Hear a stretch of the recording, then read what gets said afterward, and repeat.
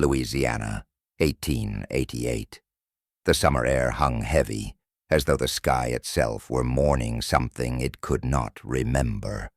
Between the weeping cypress and the quiet bend of the bayou stood a house, neither grand nor poor, just forgotten, weather-worn, half reclaimed by the land that once promised it life.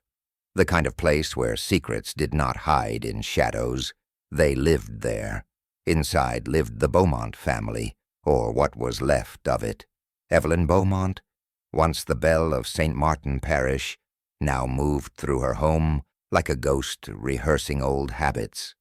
Her husband had died 2 winters prior, a fever that came swift, cruel, and left her with a silence no hymn could fill. Her daughter Clara had just returned from boarding school in New Orleans, 17, though the world had already given her eyes that saw too much and understood too little. She carried her mother's face, but not her restraint. Where Evelyn had grown cautious, Clara was wild with wanting for life, for purpose, for someone to see her. In the South, sin does not rot beneath the ground. It ripens, patient as fruit, and the Beaumont land was heavy with the scent of something coming undone. That evening, as the light sank behind the cypress knees and the frogs began their song, Evelyn stood at the edge of the porch, watching her daughter spin barefoot through the tall grass, laughing at nothing, like a girl trying to drown out the ghosts. In that moment, the house seemed almost alive again, but even then, somewhere beyond the tree line, someone was watching, a man on horseback, a stranger by appearance, yet one whose eyes lingered with recognition. He did not dismount.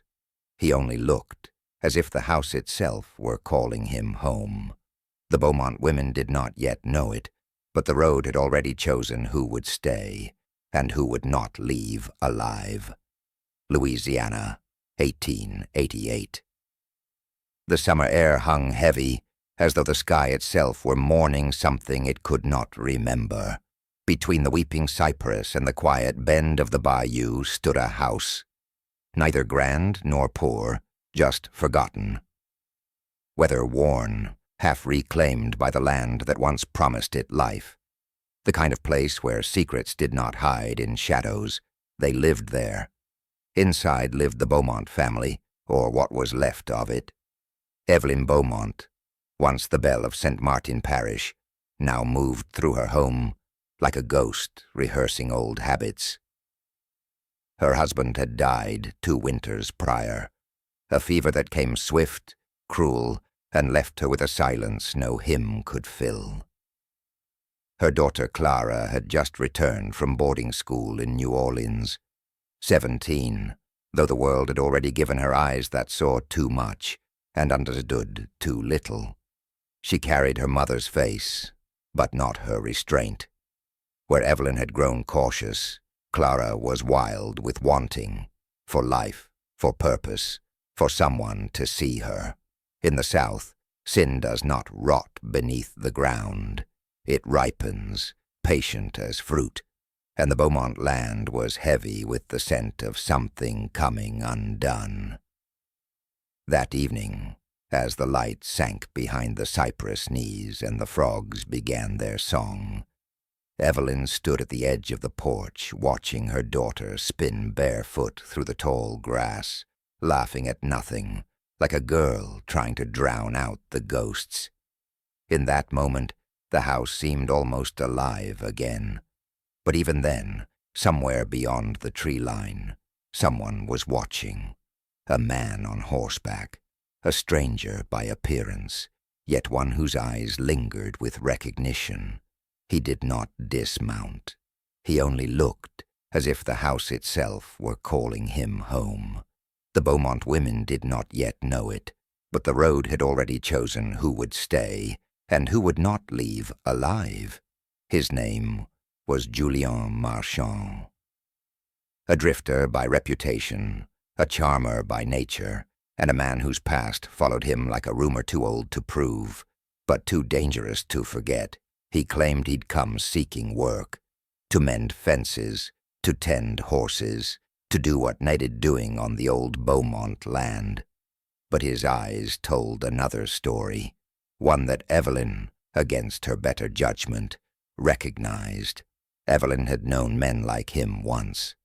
Before her marriage, before grief had carved her into quiet obedience, men who carried the road in their voice and danger in their stillness, men who could make a woman feel both seen and ruined with a single glance. Clara met him first. Out by the bayou, her skirts brushing the reeds, the air thick with dragonflies. She laughed when he called her Miss Beaumont, and he smiled as if he knew more than he should. By the time Evelyn appeared on the porch to call her daughter in, Julian was already tipping his hat, and that smile, that same smile, was turned on her. That night, Evelyn couldn't sleep. Something about him stirred a memory she had spent years burying. A memory of another man, one whose letters still lay hidden in the cedar chest at the foot of her bed. Letters she had once read beneath the same moonlight that now poured across her daughter's face. The human heart is a cruel archivist. It forgets the warmth, but never the heat, and when the past returns, it rarely knocks. It slips in, wearing a familiar face. Over the following weeks, Julian became a fixture of the Beaumont land. He repaired the fence, helped with the livestock, and lingered after supper a little too long. Clara spoke of him often, in that breathless, foolish way of girls who mistake attention for affection. Evelyn warned her to be cautious, not out of jealousy, but out of recognition. But one evening, after the rain, Evelyn found herself standing beside Julian in the barn, the air thick with the scent of hay, and something else, something older. For a moment she forgot her mourning, forgot that this man was a stranger, forgot that her daughter's laughter still echoed outside the door. There are moments that don't feel like choices, only collisions, and in that small, trembling silence between them, the first lie was born. From that night on, the house seemed to shift, subtly, but enough. Dinner conversations became strained. Clara noticed her mother's voice tremble when Julian spoke, and Julian, well, he smiled less, as though something unspoken had begun to haunt him too. What none of them knew was that the sin they were creating had already been lived once before, and it had ended in blood. The first storm of summer came without warning. Rain lashed the wooden porch, wind howled through the cracks, and thunder rolled across the Louisiana sky like a warning too late to hear. Clara was in her room, humming to herself as she braided her hair, when she heard her mother's footsteps in the attic. That old space had been locked for years, ever since her father's death. Evelyn claimed it was too painful to enter, yet tonight something had drawn her up there. She opened the cedar chest. The hinges groaned in protest, as if guarding what lay inside. The smell of age, of cedar, dust, and lavender rose into the air. Inside were letters tied with a faded ribbon. The ink almost vanished. Her trembling hands untied the knot. The first page began with a name she hadn't spoken aloud in decades. My dearest Evelyn, if your husband ever finds these words, I'll already be gone. But know this, the child you carry will have my eyes, and I will always love you, even from the shadows. The room tilted around her. The storm outside crashed louder, as if echoing the chaos in her chest. She pressed her hand against her mouth.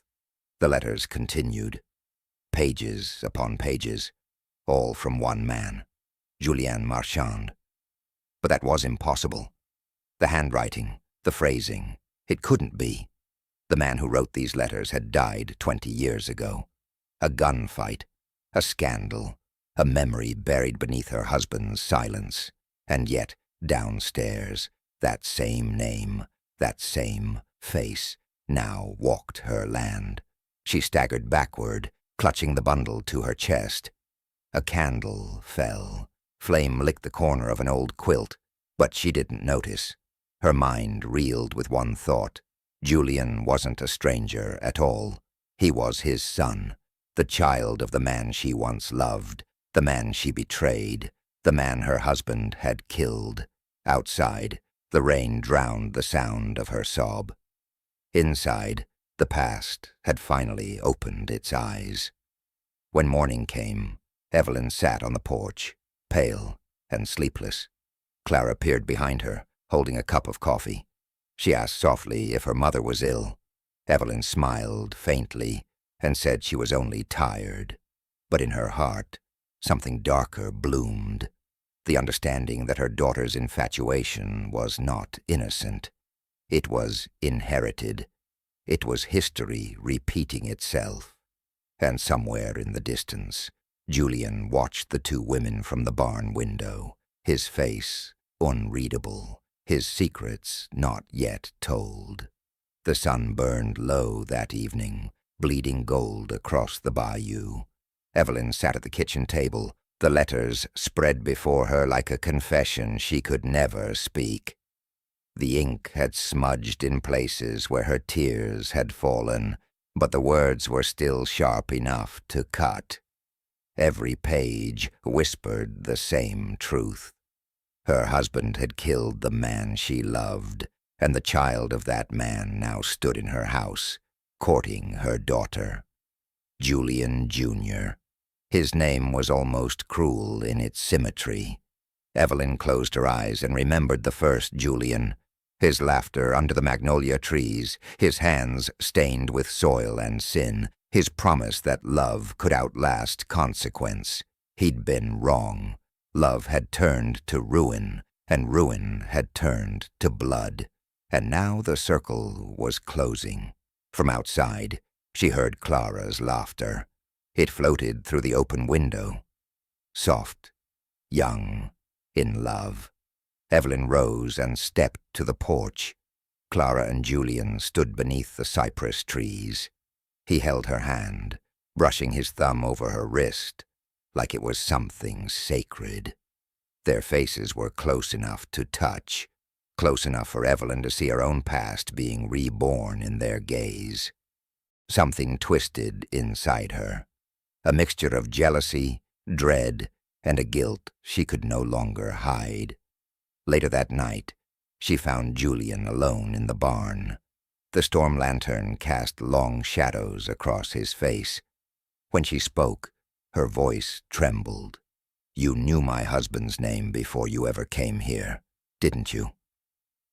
He didn't deny it. He just looked at her, that same steady look his father once had, and said quietly, "I came for the truth, Mrs. Hargrove. For my father." For what he lost, Evelyn felt her throat close. The air seemed to vanish. He stepped closer. The distance between them was a lifetime and a breath. "You shouldn't have come," she whispered. "Some things are meant to stay buried." Julian's jaw tightened, "And yet you kept his letters." For a long moment there was nothing but the sound of the night. Crickets, wind, and the creak of the barn wood. Then Evelyn did something she hadn't done in years. She reached out and touched his face. Her fingers trembled against his skin, and in that instant, that terrible, tender instant, she saw both men at once. The father she'd loved, and the son standing before her, asking for the truth she could never give. "Leave Clara out of this," she said at last. "She doesn't deserve what I did." Julian looked at her, his eyes filled with sorrow and something darker. "I wish I could," he murmured, "but love doesn't ask what it deserves." And when he walked away into the dark, Evelyn knew the blood debt had come due. and someone in that house would have to pay it. The rain came before dawn, soft at first, then harder, a steady curtain washing the color out of the Louisiana morning. By the time the sun broke through the clouds, the river was already swelling, dragging branches and old sins downstream. Evelyn stood by the window, watching the world blur behind the glass. Clara was still asleep upstairs, her dreams untroubled for now. But Evelyn's thoughts were not so kind. They ran in circles. Julian's words, his father's ghost, her husband's grave. The past had found its way back, and this time it had a face. She went down to the river where the willows bent low. The water smelled of iron and secrets. Here, long ago, Julian's father had met her one last time. Here, beneath these same trees, they had promised to run away together. A promise broken by gunfire before it ever reached morning. She knelt in the mud, her hands trembling as she whispered to the water, "I buried you once. Don't make me do it again." Behind her, footsteps. Julian. His boots sank softly into the wet earth. He didn't speak. For a moment, they stood side by side, the silence between them sharp enough to draw blood. Finally, he said, "You loved him." Evelyn nodded once, more than I ever should have. "And my father. He died for that love." Her voice cracked. "Your father died because your grandfather made sure no one could shame this family. My husband was just the one who pulled the trigger." Julian turned to her, the truth striking him harder than any blow. "So my blood was always part of your sin." "Yes," she said, "and now it's come home to collect." A single tear traced the edge of her cheek. He reached out as if to wipe it away, but stopped halfway, the gesture hanging between mercy and accusation. "I didn't come here to hurt Clara," he said finally, "but you can't build love on bones that haven't stopped whispering." Evelyn looked up at him. "Then leave. Take her heart before it's too late." Julian's expression faltered. "Would you have done that if someone told you to leave my father?" Evelyn closed her eyes. The answer was silence. Heavy, final, damning. The wind shifted, carrying the smell of the river. Silt, rain, and rot. When she opened her eyes again, Julian was already walking away, his figure fading into the mist. The river kept moving, just as it had in 1888, just as it always would. And though Evelyn stood there until dusk, she knew the river would carry her secret farther than she could ever follow. By the time Julian reached the ridge above the bayou, the storm had quieted into a gray hum. The house below, the one that had once held laughter, oil lamps, and piano songs drifting through open shutters, now looked like something half-remembered. He stood there a long while, his coat heavy with rain, his breath visible in the cooling air. Inside, Clara sat alone in the parlor. The lamp on the table flickered weakly, its glow catching the edges of her face. Pale, determined, and heartbreakingly young. She had not seen her mother since morning. She had not eaten. All day she had waited for Julian, knowing and not knowing what truth would follow him home. When he entered, she rose but did not smile. The silence between them was not the tender kind anymore. It was the kind that hurts to breathe in. He took off his hat, water dripping from its brim. "I spoke to your mother," he said quietly. "I know." She whispered, "I saw you go." For a long time, neither moved. The world outside was fading to blue, that strange color between day and night when things appear softer, but nothing feels safe. Julian took a step forward. "Clara, I didn't come here to deceive you. I swear I didn't." She looked at him then, really looked. And in that glance lay all the innocence that had been stolen from her in a single week. "My mother says you shouldn't stay." Julian nodded. "She's right." Clara's eyes filled, but she didn't cry. She only said, "You love me." He hesitated. "That's what makes this cruel." The clock ticked on the mantel. Old, deliberate, a reminder of how time never asks permission to wound. Julian went to the window and pressed his hand against the cold glass. "Your mother told me about my father." Clara froze. "I already knew there was something," she said. "The way she looked at you, the way she looked at him in that portrait." I wanted to believe it was all imagination. Julian turned to her, his voice raw. "He was her first love, Clara, and my grandfather made sure she paid for it." The words fell like ash. Clara took a deep breath, her voice trembling. "So I was nothing more than a mistake, waiting to happen." He shook his head, crossing to her, but she stepped back. "No," he said, "you were the only good thing that ever came from all of it." But the weight of lineage is heavier than love.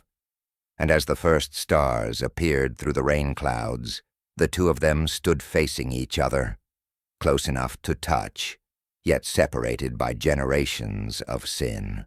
Clara whispered, "You'll leave tonight." Julian's answer was a single nod, before sunrise. She looked down, her hands clutching the lace at her sleeves. "If you go, I'll never forgive her," she said, "and if you stay, I'll never forgive myself." Outside, the wind carried a low whistle through the orchard, the same tune Evelyn used to hum when Clara was a child, the same song Julian's father once played for the woman who would later become someone else's wife. By nightfall, only the sound of the river remained, and somewhere in the attic, the old portrait frame cracked from the damp, its glass splitting right through the face of the man who had started it all. The first flames began just after midnight. They started in the far field where the peach trees bent under the weight of rot and rain, where Clara's mother had once planted saplings as a wedding gift. The trees had withered over the years, just as the family that owned them had. Julian had not gone far when he saw the faint orange glow rising against the clouds. For a moment he thought it was lightning again, a storm returning to punish him. But when the wind shifted, the smell reached him: smoke, wood, oil. He turned back toward the house. By the time he reached the fence line, the orchard was already alive with fire. Each branch snapped like bone, each tree screaming its own death. And through the haze, he saw her, Clara, her white dress soaked, her hair loose, her face streaked with soot. She was dragging something heavy across the ground, a trunk. "Clara!" he shouted. She didn't stop. He ran toward her, coughing, eyes burning. The heat tore at his lungs, but he pushed through. When he reached her, she dropped the trunk and looked up at him, eyes wild, tearless. "I had to," she said. "It had to end here." He looked past her to the house. The curtains in the parlor windows were moving. No wind, no hand, just the pull of air from the flames. "Where's your mother?" he asked. Clara didn't answer. Instead, she lifted the latch on the trunk. Inside, wrapped in cloth, were old letters, bound together with twine. Some were addressed to Evelyn, some to Julian's father, some to neither. "They were lovers before I was born," she said, "and after, too." Her voice cracked. She said he promised to come back for her. She said the only way to make the world remember her name was through me. The firelight flickered across her face, making her look both young and ancient. Julian stepped closer, trying to take the letters, but she pulled them back. "You can't take them," she said. "They belong to the dead." Behind them, a window shattered. The flames were inside now, devouring the curtains, licking the wooden beams. "Clara, we have to leave." But she shook her head. "She's still in there." Julian turned toward the door, ready to run in, but Clara grabbed his arm. "Don't. You'll die, too." He hesitated only a moment, then pulled free. The porch steps burned under his boots as he pushed through the doorway, heat curling the edges of his coat. Inside, the house was smoke and memory, every photograph, every stitched curtain, every trace of a life that once seemed proper, now twisted in the orange glow. He found Evelyn at the piano. Her hands were still on the keys, though the wood beneath them had begun to char. Her eyes met his, calm, too calm. "She's free now," Evelyn whispered. "We all are." Julian reached for her, but before he could, the ceiling above gave way with a sound like thunder. Outside, Clara screamed his name. The orchard crackled louder. Sparks rose like ghosts into the night sky. When the dawn came, the house was a black skeleton of beams and stone. Only one tree still stood unburned, the one closest to the river. And beneath it, Clara knelt beside a single object half buried in ash, the charred remains of the trunk, and one letter that had survived, its ink still legible in places. She unfolded it with trembling hands. "My dearest," it began, "if ever you must choose between love and forgiveness, choose neither. Choose peace." The rest was gone, eaten by fire. Clara looked up toward the river, where the mist hung low over the water. There was no sign of Julian, no sign of Evelyn, only the echo of the old tune, the one that had drifted from the piano that final night. And in that lonely sound, she knew, some fires never end. When morning broke over the blackened orchard, the mist along the river was so thick it looked like smoke that refused to die. Clara sat beneath the surviving tree, her dress the color of ash, her hands raw from clawing through what was left of the trunk. She had not slept. She had not spoken.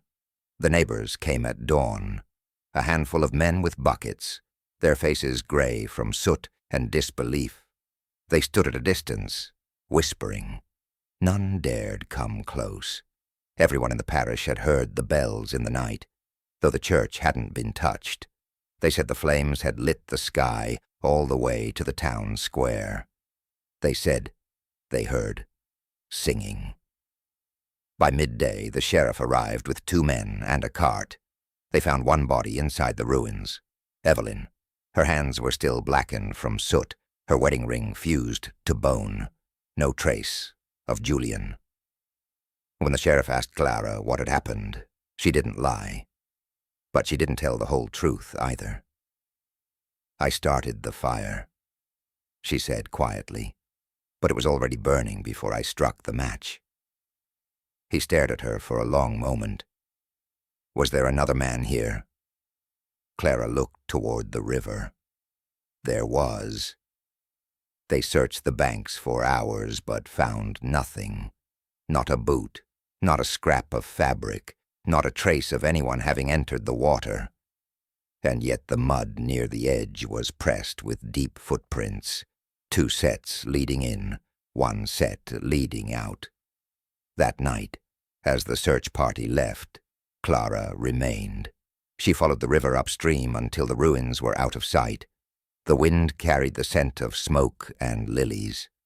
The water was slow, heavy, glimmering faintly with the last light of evening. She stopped where the current bent around a rock shaped like a heart, a place she'd once come as a child, when her mother still sang to her from the porch. There, half hidden among reeds, she saw it, a man's pocket watch, open and ticking faintly despite the water. Inside, Beneath the cracked glass was a photograph, faded, half-melted, but still clear enough to see a woman's face, not hers, her mother's. Clara fell to her knees. For a long while she said nothing. Then she whispered, "You loved her until the end." The river gave no answer, only the slow lap of water against stone. She took the watch, wiped it dry, and slipped it into her dress pocket. When she looked up again, the mist had thinned, and on the far side of the water a figure stood, tall, motionless, watching. It was impossible to see his face, but she knew the shape of him, the way he stood, the weight of silence that came with him. "Julian," she called. The figure didn't move. Then a gust of wind tore through the reeds, and the fog swallowed the shape whole. When it cleared, there was nothing, only water and the reflection of her own trembling hands. Clara stayed until dark, the world turning to silver around her. When she finally rose, she looked once more at the river, her voice barely a breath. "If you loved her, then let me go." She turned and walked away, her figure fading into the fog like all the others who'd been lost to the house, the orchard, and the sins of love that never learned to die. Behind her, the river kept moving, slow, relentless, eternal, and somewhere beneath that murky surface, a faint golden light pulsed once, then vanished forever. The ruins of the estate stood silent through the passing years, a scar upon the hill that no one dared to rebuild. Grass grew over the foundations, and the once white stones turned the color of rust. Children whispered that if you passed by at night, you could hear a woman singing by the river, a song without words, a song without rest. By 1897, the land had changed hands twice. No one stayed longer than a season. Livestock went missing, wells turned bitter, and in the orchard, no fruit would grow. That was when a stranger came from St. Louis, a widow dressed in black silk and gloves. Her name was recorded as a Marlowe, but the locals soon began calling her the widow of Ash Hollow. She purchased the land quietly, paid in cash, and refused all visitors. At first, people said she was brave for returning to the cursed hill. But when they saw her walking the grounds at dusk, murmuring to herself, the whispers began again. They said she was talking to the dead. They said her husband's ghost followed her in the mist, and that at night lights flickered in the ruins, as though the house was remembering itself. The widow rebuilt only one part of the property, the small cabin near the riverbank. Every evening she would light a single candle in the window and sit by the water, waiting. One stormy night, a ferryman claimed he saw another candle burning on the opposite shore, answering hers. When he rowed closer, there was no light, only ripples and the faint sound of a watch ticking beneath the surface. He told no one after that, save for the priest, who crossed himself and said, "Some vows do not end with death. They linger, waiting for the living to forget years later." When the widow's body was finally found, seated in her chair, untouched by decay, the river had risen over its banks, swallowing the cabin whole. Only one thing was recovered, a gold pocket watch, still ticking, though no one could open it. It was placed in a church box, sealed, and marked simply, "For the river to keep." Decades passed. By the early 1920s, the story of the widow and her cursed hill had faded into folklore, the kind of tale old men told by the fire to keep children from wandering too far at dusk. But the land never forgot. When a new family from Baton Rouge bought the property, they saw only fertile ground and a view of the river. They tore away the overgrown orchard, laid a fresh foundation, and built a new white house over the ruins of the old Marlowe estate. For a while, all seemed peaceful. The children played among the cypress trees, and the matriarch of the family, a kind woman named Mrs. Holloway, kept a small garden where the river once crept closest to the porch. Until one night, she came running into town barefoot, soaked to the bone, claiming that her daughter had been standing at the edge of the river, talking to someone who wasn't there. When Mrs. Holloway called her name, the girl turned and said calmly, "Mama, she says her husband's coming home tonight." After that, the Holloways left before dawn. They sold the land for a fraction of its worth and never returned. Locals who ventured there later said the river had shifted course again, washing closer each year. And in spring, when the fog rolled thick and the night was still, a single candlelight would flicker in the lower window of the house, as if waiting for an answer that never came. The watch was said to be buried beneath the hearthstone, still ticking, still waiting. Some say love dies with the body. Others say love is the very thing that keeps the dead from sleeping. And somewhere in the heart of Georgia, by a river that never runs clear, the widow's song still lingers, quiet, endless, and unfinished.